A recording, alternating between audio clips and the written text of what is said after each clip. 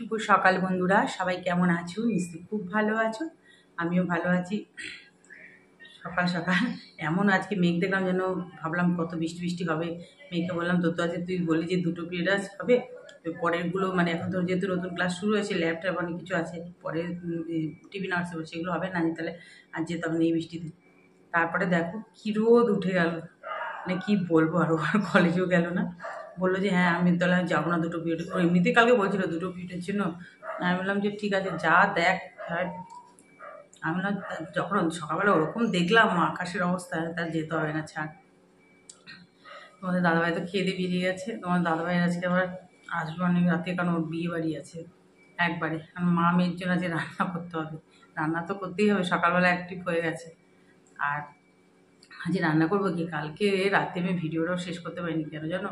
আমাদের মানে বারান্দার সোজাসুজি বেঁধে তোমাদের মাঝে মাঝেই তো যে বৃষ্টি হয়, ভিডিও করে করে দেখায়, একদম আমার বেডরুমের সোজাসুজি বাড়িটা নিচতলে নতুন ভাড়া এসছে। কারণ ওই বাড়ির ভদ্রলোক মারা গেছে, ভদ্রমহিলা আগেই মারা গেছে, ভদ্রলোক কাকু যে আমাদের কাকুর আগে তিনি আগে তিনিও মারা গেছেন কিডনি এসে। তার 3 দিন বাদে তার ছোটো ছেলেটাও মারা গেছে ক্যান্সারের এসে, বাইরে থাকতে চলে যায়। অত বড় বাড়িটা পুরো ফাঁকা, বড় ছেলের সঙ্গে কোনো নেই, রিলেশনে। বড় ছেলে অনেক কোলান ওদিকে থাকে কোথায় বাড়িটা। এবার বাড়িটা এখন ওই যে ভদ্রলোক ছিল তার বোনের আন্ডারে, মানে বোনই দেখাশোনা করে, এবার নিচটা ভাড়া দিয়েছে। সবই বৈশাখ মাসে ভাড়া এসছে। আমি দেখছিলাম যখন ফার্নিচারগুলো ঢোকাচ্ছিল, ভালো আলমারি ঠালমারি সবই। কালকে হঠাৎ রাত্রে আমার শরীরটা খুব একটা ভালো লাগে না, তোমাদের বলছিলাম, তো মেয়ের ঘরে আমি শুয়েছিলাম খাটে, মেয়ে পড়ছিল। তার কিছুক্ষণ বাদে আমার পাশের বাড়ি ও সোজাসুজি ভাই, ও বারান্দার সোজাসুজি, সে আমাকে ফোন করছে, আমার যা হয় সম্পর্কে, বলছে তুমি টের পাওনি? আমি কিছুই, বলছি দেখো না তোমাদের বাড়ির পাশে চুরি হয়ে গেছে। চুরি জানি কখন? দুপুরবেলা। আমি তো শুনে অবাক, মানে যে করেছে, যারা করেছে এগুলো বিশ্বাস করবে না, আলমারিগুলোকে কীভাবে ভেঙেছে। সিঁড়ির পাশে একটা জানলা ছিল, সেখান থেকে খুলে ঢুকেছে, ঢুকে আবার ভেতরের সব দরজা আটকে দিচ্ছে। ছেলেটা অফিস থেকে আসে, প্রত্যেকদিন 10টার সময় বেরিয়ে যায়, 7:30 7টার সময় অফিস থেকে ঢোকে। এই কিছুদিন আগে কথা বলছিলাম যে তুমি কি এখানে বাড়িটা কিনে নিয়েছো না রেন্টে আছো? বলছে না না বৌদি, আমি বাড়িটা কিনে রেন্টে আছি। আমার বাগুইয়াটিতে ফ্ল্যাট ছিল, এখানে আমার শ্বশুরবাড়ি, আমাদের বাড়ি থেকে এগিয়ে। তা শ্বশুরবাড়িতে থাকতে তো সবার ভালো লাগে না, তাই এখানে সব জিনিসপত্র ওখান থেকে নিয়ে চলে আসতে হচ্ছে। আর কাছাকাছি আমি দেখছি ফ্ল্যাট কেনার জন্য। কি সর্বনাশ করেছি, যতটুকু গয়নাঘাটে মানুষের যা থাকে ঘরে, টাকা 13,000 না 14,000 টাকা ক্যাশ ছিল, সব সমস্ত ওভেনটা পর্যন্ত দিয়ে গেছে। কিন্তু পাড়ার মধ্যে দুপুরবেলায় এরকম একটা অপারেশন চাইছে, কেউ টেরই পায়নি। মানে দুপুরবেলা এরকম, যে কালকে বারবার বৃষ্টি হচ্ছে সবাই তো মোটামুটি ঘরে, এই ফাঁকে এই করেছে। তারপরে তো দেখছি রাত্রিবেলা, কত রাত্রি অবধি জায়গা ছিল, সব পুলিশ টুলিশ এসে চারিদিকে আমাদের এখানে ঘুরে। কোনো দিন এখানে একটা, আমাদের দাদাভাই বলছে এখানে কোনো দিনও একটা কিচ্ছু হয়নি, শুনিনি, কখনো এইসব হয় না। মানে খুব চিন্তায়, মানে এখন ভীষণ ভয়। এখন তো দেখছি যে পরিস্থিতি, বাড়ি ছেড়ে 1 মিনিট কোথাও যাওয়ার উপায় নেই। এই কারণে যেন আমরা বাড়ি থেকে কোথাও যেতে পারি না, এই এক কারণে। আমাদের দেখি দিন দুপুরে হয়ে যাচ্ছে, দুপুরবেলা বেরোনো রিস্ক। আর কি বলবো, এখন খুব রিস্ক হয়ে গেছে। এই যে এখন চাটা খাবো, একটু চাটা খেয়ে, এতদিন কালকে থেকে সারাক্ষণ লিকার চাই খেয়েছি আমি, এখন একটু হালকা করে অল্প করে একটু দুধ চা বানানো। কারণ মাথা আমার ভার হয়ে যাচ্ছে, এই লিকার চা আমার কিছু হয় না। এই চাটা খেয়ে তারপরে দেখি কি রান্না করি। মাছ তো এনে দিয়ে গেছে, মাছ তো ধুয়ে রেখে দিলাম। তাহলে চলো সঙ্গে থাকো, দেখতে থাকো, অনেকক্ষণ কথা বললাম। দেখো রান্না বসিয়ে দিলাম, এদিকে পাবদা মাছ যেগুলো ভেজে নেবো।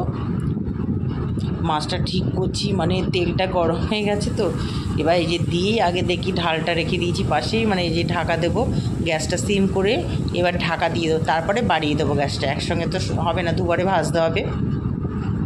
এই যে দেখো মাছগুলো সব ভাজা হয়ে গেল, কড়াতে কালো জিরে ফোড়ন দিলাম, আলু বেগুন দিয়ে কাঁচা লঙ্কা দিয়ে।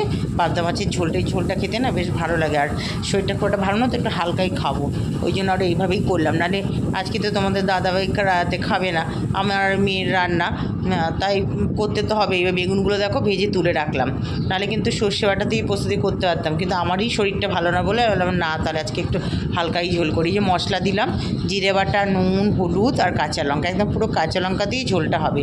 আলুগুলো কষিয়ে নিচ্ছি একটু মশলা দিয়ে, মানে কষিয়ে, তারপরে জল ঢেলে দেবো। তোমরা তো দেখেছো রান্না। আর আলু বেগুন একসঙ্গেই ভেজে নিই, বেগুনগুলো তুলে রাখি, কারণ বেগুন যদি এখন দিয়ে দিই মাছের সাথে তাহলে একদম গলে যাবে। বেগুন তো ভাজা হয়েই গেছে, মাছগুলো দিয়ে দিলাম, আর ঠিক নামানোর 5-6 মিনিট আগে বেগুনটা দিয়ে একবার ফুটিয়ে নামিয়ে নেবো। আর এবার আলু মাছ একসঙ্গে ফুটতে থাকুক, মাঝখানে যখন হয়ে যাবে নামানোর আগে বেগুন দেবো। এই দেখো ঠিক নামানোর 5-6 মিনিট আগে বেগুনটা দিয়ে দিয়েছিলাম, বাস একদম পাবদা মাছের ঝোল আমার রেডি। দেখো কালারটা কী সুন্দর আসে। এদিকে ভাতও বসিয়ে দিয়েছি, বেশ একটা হালকা সবজি সবজি ধরনের কালার আসে কাঁচা লঙ্কার ঝোলে, আর ভীষণ টেস্টি হয়। ধনেপাতা থাকলে তো আরও ভালো হতো, ছিল না, এখন তো ধনেপাতাটা নেই ঘরে। তারপরে দেখো আবার একটু পেঁয়াজ, নুন, হলুদ আর কাঁচা লঙ্কা দিয়ে দিলাম, একটু নাড়াচাড়া করে দিচ্ছি। কী করবো বলো তো, একটা চিচিঙ্গা, একদম কচি চিচিঙ্গাটা দিয়ে ভালো করে নাড়াচাড়া করে এটা ঢাকা দিয়ে দেবো। চিচিঙ্গা থেকে জল বেরিয়ে যাবে, যেহেতু আরও কচি চিচিঙ্গা, একদম আমার চিচিঙ্গা ভাজা না আমি আর মেয়ে খুব ভালোবাসি, তোমাদের দাদাভাই খায় না, আর আজকে তো রাতে খাবে না, তাহলে আমার মেয়ের জন্য কোনো অসুবিধাই নেই। মানে এই 3টে মানুষ আমাদের, এইটা খায় তো ওইটা খায় না, ওইটা মানে কী প্রবলেম যে কি বলবো। দেখো ঢাকা দিয়ে দিলাম, গ্যাসটা সিম করে দেবো। মাঝে মাঝে একটু গ্যাসটা খুলে একটু নাড়াচাড়া দিয়ে দিচ্ছি, আর একটু চিনি দিয়ে দিচ্ছি, মানে একটু চিনি কয়েকটা দানা নাড়ে না ঠিক ভালো লাগবে না, একটু মিষ্টি মিষ্টি নাড়লেই ভাজাটা ঠিক ভালো লাগে না। হয়ে গেছে দেখো, এই যে বাটিতে ঢেলে রাখলাম। এবার পরে না দেখবো এটা বাটিটাতে তেলটা বেরিয়ে যায়, জানো তো। দেখো রান্নাবান্না হয়ে গেল, গ্যাস ট্যাস মোছা হয়ে গেল।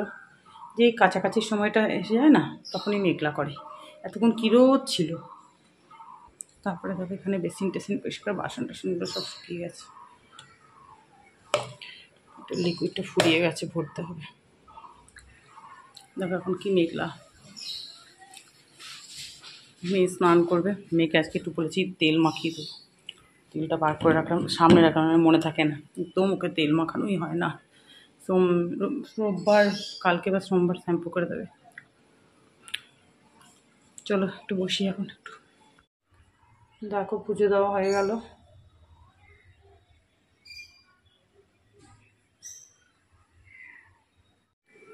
পুজো দিয়ে নেবে খেতে বসে গেলাম। কটা বাজে? 2:15 হয়ে গেছে। এই যে চিচিঙ্গা ভাজা আর পাবদা মাছ বেগুন আলু দিয়ে খেয়ে নিই এখন মা মেয়ে দুজনে। গুড ইভিনিং ফ্রেন্ডস, এখন বাজে হচ্ছে 6:45। ঠিক তোমাদের সঙ্গে গল্প করতেই চলে আসলাম ঠিক টাইমে। এত গরম লাগছে, দেখো ভ্যাসে গেছে গা ফা ভালো করে, মানে বিকেলে আবার পুরো স্নানের সামনে একটু জল দিয়ে পুরো স্নানের মতোই ধরো করলাম। এরপরে কি হয় জানো, রাত্রিবেলার দিকে খুব কষ্ট হয়, গলা ঠালা ব্যথা হয়ে যায় পুরো। কিন্তু কি ভ্যাপসানি গরম, আজকে সারাদিনে বৃষ্টি হয়নি, খুব রোদ ছিল। এই কিছুক্ষণ আগে আমি জামা কাপড়গুলো সব ছাদ থেকে নিয়ে এদিক ওদিক করে দিয়েছি। আমি জানি যদি বৃষ্টি হয় আমি দুপুরে একটু ওই ঘরের বেডরুমে শোবো, যদি বৃষ্টি হয় বারান্দায় আমার ছাট মারবে, সব ভিজিয়ে দেবো। আমি এই ঘরে কী করি যে একটা লম্বা ফলস দড়িয়ার মতো কেনা আছে, ওটাকে টাঙিয়ে দিয়ে আবার গুটিয়ে রেখে দিই, হয়ে গেলে কাজ। ভাগ্যিস দিয়ে গেছিলাম। হঠাৎ 5:30 নাগাদ এমন ঝলক মারলো, আমি ওই মেয়ের ঘরে কাজ করছিলাম, কি ও জানলা টানলাগুলো খুলে পাশের ঘরে দিদি ওই পিছনে রাস্তা আছে হাঁটছিল, আমার একটু কত এমন জোরে একটা হাসলো, তোমাদের কি বলবো। আমি পরিমরি করে বারান্দার সামনের সব দড়িতে জামা কাপড়গুলো ছিল, এই ঘর থেকে নিয়ে আবার দিয়েছিলাম, যে আমি তো এখন রয়েছি, তখন একটু ওই ঘরে শুতে গেছি, ওই জন্য দিয়েছি, যদি বাই চান্স ঘুমিয়ে যায়। তারপরে তাড়াতাড়ি করে বারান্দা থেকে জামা কাপড়গুলো টেনে সব শুকিয়ে গেছে, তো সব গুছিয়ে টুচিয়ে রাখেন। বাবা কী পরিস্থিতি, মেয়েকে বলছে এই জন্য আমি সামনের দড়িগুলোতে বারান্দা দিতে চাই না, সমস্ত পুরো পুকুর বানিয়ে দেয় বারান্দাটাকে বৃষ্টি। এত ঠিক বৃষ্টিটা বিশ্বাস করো 5 থেকে 6 মিনিট, কিন্তু এত স্পিডে আসলো কি বলবো। তারপরেই ভ্যাপসানি ঘরে গরম, সব দরজা জানা সব খুলে দিলাম, এত গরম লেগেছে। এদিকে জানা টানা তো খোলাই আছে সব, শুধু পর্দা দেওয়া আছে।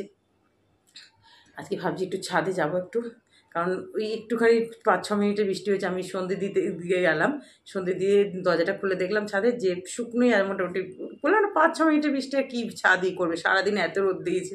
তাহলে না ছাদটা তাহলে শুকনোই আছে, তাহলে একটু গিয়ে হাঁটবো। তো সত্যি সন্ধ্যেবেলা একটু না হাঁটলে না আমার শরীরেও খুব মানে নানা রকম বিরক্ত হচ্ছে, সারাদিনই ঘরে থাকি তো।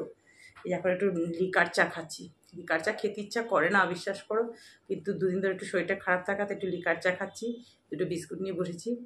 হ্যাঁ এমনিতেই মাইগ্রেন আছে, লিকার চা যেন মাইগ্রেনের ব্যথা যেন আর কমেই না। একটু দুধ চা কি কড়া করে করা হয়, আর লিকার চা তো করা যায় না। তাহলে এখন চা খাই, আবার তোমাদের সামনে পরে আসবো। দেখো ছাদে চলে আসলাম, কালকে পূর্ণিমা, এই জন্য দেখো চাঁদটা আরও যেন মনে হচ্ছে কত কাছে চলে এসছে। আর কি ভালো লাগছে, খুব কী সুন্দর হাওয়া দিচ্ছে ছাদে, এত ভালো লাগছে। আমি একটু হেঁটে হেঁটে ঘুরছি, মানে ঘুরে বেড়াচ্ছি ছাদে, একটু হাঁটছিলাম, বেশ কিছুক্ষণ হেঁটেও নিলাম জানো তো, ভীষণ ভালো লাগছিলো। হালকা হালকা ঠান্ডা ঠান্ডা একটা ওয়েদার, মানে একটু বৃষ্টি হয়েছিল তখন। আর ওই মানে এত ভালো লাগছে, দেখো আকাশটার দিকে তাকিয়ে দেখো কি ভালো লাগছে, সত্যি দারুণ লাগে। সন্ধ্যের পরে ছাদে আসলে না আমার একদম ভালো লাগে না নিচে যেতে। বন্ধুরা এই দেখো, রাতের সব কর্ম শেষ করে খাওয়া দাওয়া সমস্ত কাজ মিটিয়ে দিয়ে এই যে মেয়ের ঘরে একটু বসলাম। মেয়ে একটু ওই ডাইনিং এর ঘরে দাঁড়িয়ে চুল বাজছে, আমি তার ওর ঘরে একটু বসি আজকে। এই ঘরে কি বলতো, পাখাটা মাথার উপর, তার ওইদিকে জানলা খোলা থাকে, প্রচন্ড হাওয়া দেয়, বেশ খুব ভালো লাগে। এই যে রাতে চুল টুল বেঁধে নিচে, একদম অনেকটা কাজ এগিয়ে গেছে। আমাদের দাদাভাই ওই কিছুক্ষণ আগে আসলো, এখন বাজে হচ্ছে 11টা 10 হয়েছে। কালকে তো সানডে, কিন্তু সানডে হলে কি হবে, ঠিক দেখবে তাড়াতাড়ি তাড়াতাড়ি ঘুমটা ভেঙে যাবে।